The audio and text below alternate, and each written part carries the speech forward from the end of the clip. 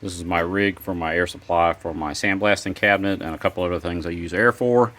I don't use air for a whole lot anymore because unless you have the space and power to run a 3-phase 200-gallon compressor, you're not going to have enough air to do anything except air up your tires and run an impact for 30 seconds and then before you have to start waiting for it to pump back up.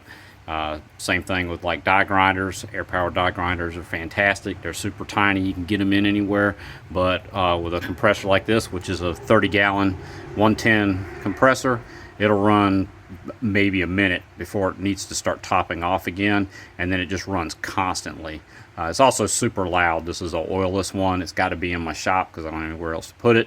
It's super loud and just kind of annoying. So I've switched mostly over to electric stuff, either corded or cordless. But anyway, this runs a line from the compressor to a 90-degree turn valve to cut the air on and off. We have a water separator. This is just a basic one. And this thing is a dehydrator. You can see the blue crystals in there.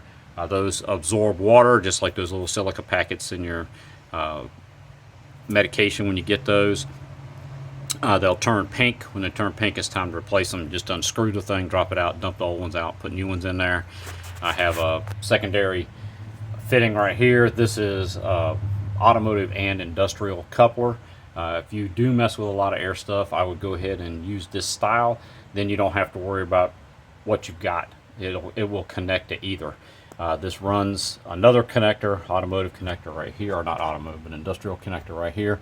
Runs a line up to a hose reel, which if you keep air at your house or in your shop, definitely have a hose reel. It's easier than pulling 50 feet of hose out every time you need it. It is not straight plumbed. It's plumbed through a connector, and that's mostly to give a little bit of strain relief so this hose can turn a little bit if need be. I got a little spacer to keep this away from the panel so that I can actually turn this coupler fitting here and get the thing apart so I can put fresh desiccant in it. This kind of rigged up, a little janky setup. These water separators are meant to bolt up in a different fashion than I have access for in here.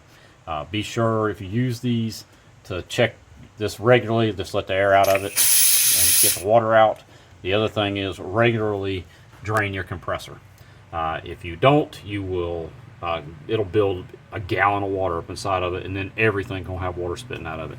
And this one, because the compressor's inside of a box trying to keep the sound down a little bit, I have just a hose run to that drain line, and then I pull the drain plug out and put the drain plug into this small line so I can bleed the thing out regularly if I need to.